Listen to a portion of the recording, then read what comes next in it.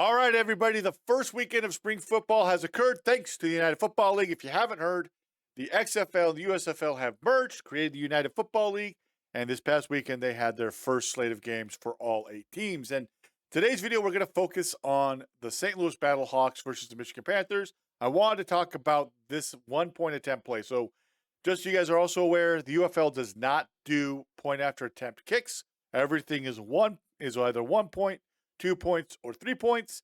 You start at the normal spot for the 1 point. As you can see there, the 2-yard line. 5-yard line is 2 points. And then at the 10-yard line would be 3 points.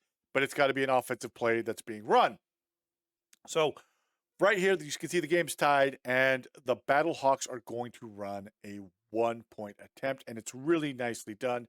It's very much in the similar vein as all the action that you see in the NFL and college, where the receivers are coming across and then the back leaks out away from them. This time the Battlehawks are going to use the tight end to do it, Sutherland, the tight end. So let's go ahead and just run the play so you can see exactly what it is that's happening on it. See right there, the Sutherland catch, take a 1-point lead with less than a minute left to go. And the Michigan Panthers have no timeouts. But let's go and let's just talk about the play as it happened. So what's happening here? Blake Jackson, he's going to go in motion, and then he's going to run out to the flat. Marcel Aitman, he is the receiver who actually caught the pass to make this a tie ball game. He is going to go ahead. He's going to release out and then out into a corner route. Now, I don't know if they're part of the read. The way that you're going to see things occur, when you might not have noticed, they might be the read, or that's just the way A.J. McCarron is looking to get all the defense flowing away from where Sutherland is running, because this really isn't that great of a route of Aitman. If Aitman releases quicker and gets out, he would be open for the corner route. We're going to have Hakeem Butler. He's going to run the over right here. But before he does, he's going to kind of act like he's running almost to run into the defender over Sutherland, who is going to run across the front of the end zone. Okay, so now, excuse me, I got to look up his name real quick. Wayne Gallman II, who's the running back, he is not going to be involved in this play, except just to pass block, and the rest of the line is going to slide to the left. So now that I've mentioned it, I want you to pay attention to what Hakeem Butler is going to do. Remember, he's going to come up and he's going to kind of sit for a second and then release up into his over route. So let's go ahead and run the play again. Okay, he's going to sit. Okay, now I go. And Sutherland gets open. So let's go back and take a look and see what happened to the Michigan Panthers defense on this play.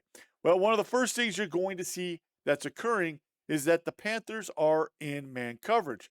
Well, how do I know that? Well, let's take a look at Bryce Torneden, number 13, who is on the Michigan Panthers team. He is going to go, he's a safety, he's going to go in motion with Jackson going across, okay? We're going to have number 6, Keith Gibson Jr. right here. He has Hakeem Butler in man-to-man coverage. And then I want you also to notice number 7, Corian Ballard. He is the one who has Sutherland, it looks like, in man coverage.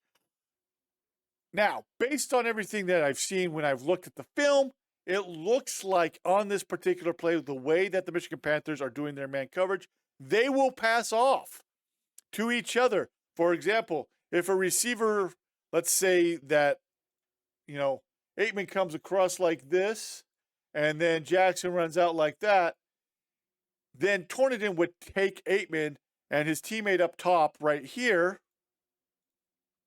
would switch to Jackson, okay? That's the way it's looking, because when you see the routes being run, you're going to see that switch occurring basically with Jackson and Aitman, because Aitman's going to go slightly inside as well. He's going to release initially outside and then go inside of the cornerback, and the cornerback's going to pass off because Jackson's running out to the flat, and there's no way that Torneden's going to be able to get there in time, okay?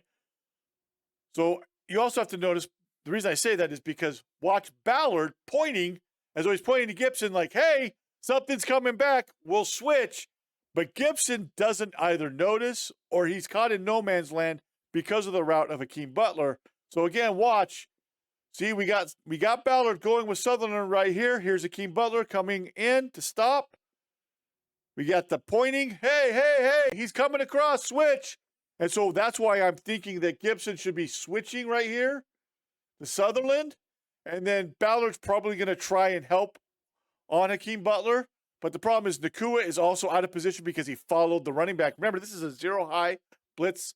This is a zero-high coverage, right? We got 5 guys in coverage. We got 6 people rushing. So Nakua's not really in the middle as well. Kai Nakua's not really in the middle. So I think there's just a miscommunication here with it. Let's run the play again. And because of it, Keith Gibson doesn't either notice or he gets caught in no man's land. And because of it, notice A.J. McCarron looks to his right, look like he's ready to throw. No one's really out in the routes. So he's going to come across and sees that no one's running with Sutherland, and he's going to throw it to him for the 1-point conversion. So successful attempt. They take the 1-point lead. And unfortunately for the Battlehawks, they give up way too many yards, apparently, because the Michigan Panthers kicker has a freaking leg for a cannon, and he kicked a 64-yard game-winning field goal. We'll do a video about that as well. So hopefully you enjoyed this video. This type of a play, like I said, it's a variation of with something that you've seen. I'll have a link to the other play that I broke down where the back actually goes across away from all the action by the rest of the team. This time you're using the tight end. So if you're looking as an offensive coach in football at any level, this might be a play to add to your red zone plays because it's a way to take advantage of man coverage, as you saw the Battlehawks did. Hopefully you did enjoy this video. If you did, make sure to leave a like. Let me know your thoughts down below about this play. Spring football, baby. Why not talk about some of the plays that occur in it? Let's talk about it. If you're enjoying this type of content, please make sure to subscribe. We've got some draft profiles. We've got some film to look at of guys going into the NFL draft as well. So those will be videos that will be going up all through April as well. But we'll see you next time. Have a great rest of your day. I want to give a shout out to all of our booster members that are supporting the channel. If you wish to have your name in a video just like this, please make sure to join at the link down below at the booster member or above. On the next screen, there will be another recommended video. It will be a breakdown video, most likely. Check it out. See what you think of it. Some of them might be commentary, but most of my videos are breakdowns. We'll see you later, though, and have a good one.